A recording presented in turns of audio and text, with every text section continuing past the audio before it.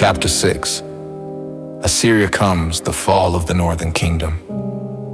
The kingdom of Israel didn't fall because of idols, disobedience, or divine judgment, at least not in any way you can confirm with a shovel. It fell because a war machine crossed the river and crushed it. That machine had a name: Assyria. In the 8th century BCE, Assyria was the most powerful empire in the region. With iron weapons, siege towers, and a policy of forced migration, it swallowed cities and kingdoms whole. Israel stood in its path, already weakened by political instability and bad alliances. In 722 BC, it was over Samaria. Israel's capital fell after a long siege. The kingdom was dissolved, leaders were deported. Its name, Israel, would never again refer to a sovereign nation. But the fall wasn't just a political event. It reshaped how people told stories about God, kings, justice, and survival. It gave Judah, the southern kingdom, a mirror and a warning. 2 kingdoms, 1 crisis.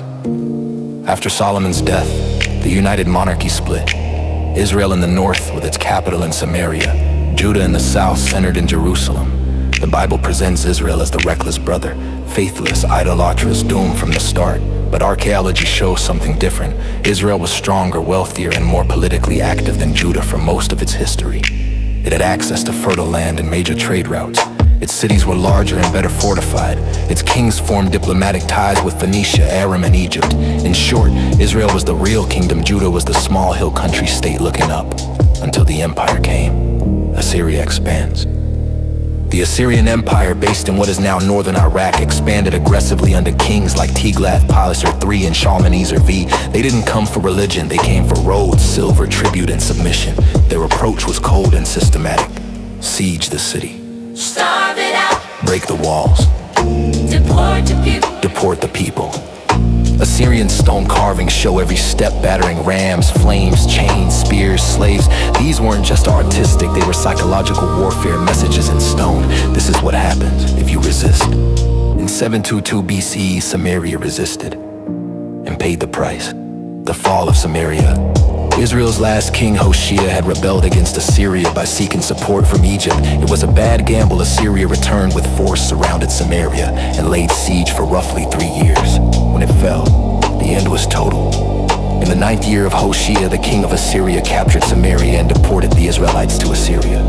That's the Bible's version. Assyrian records agree. The kingdom was conquered, the population displaced, the land repurposed. Tens of thousands were exiled, others fled to Judah or disappeared into the wreckage. Israel was erased from the map, but not from memory. What collapse looks like. Imagine this. A family from the outskirts of Samaria sees the smoke rising. They pack what they can. Blankets, grain, a wooden idol that grandmother refused to throw out. They leave it dust. No soldiers come for them. No prophet offers answers, just silence and the hope that south might be safer than here. We don't know their names, but we know they existed. The kingdom fell, but the people kept moving. The Assyrian policy of deportation. Assyria didn't just destroy cities, it reshaped populations after conquest. They deported huge portions of native residents and replaced them with people from other conquered regions. This wasn't mercy.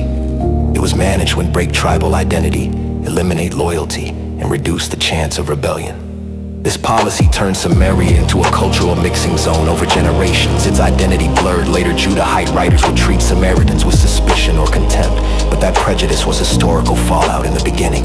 It was just displacement, with no story yet to explain it.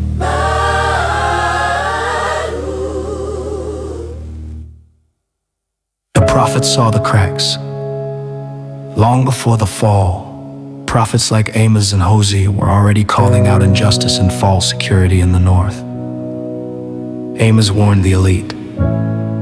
You trample on the poor and force them to give you grain. Hosea accused the kings. They have made kings, but not through me.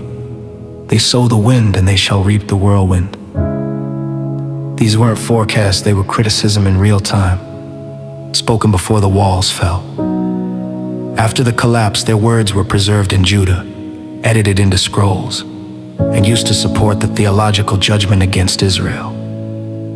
This is where prophecy becomes text, and protest becomes scripture.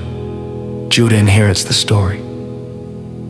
The destruction of Israel changed Judah. Refugees flooded south, the capital grew, the scribes in Jerusalem gained more voices, more tensions, more urgency.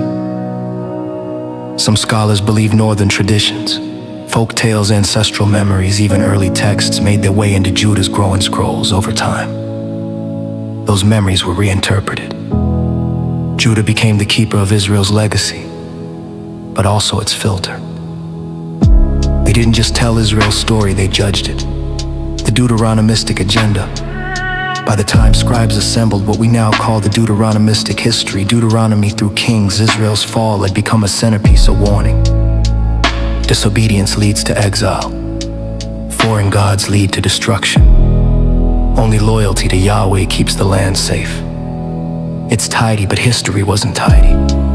The Assyrians didn't conquer because of shrines or statutes, they conquered because that's what empires do.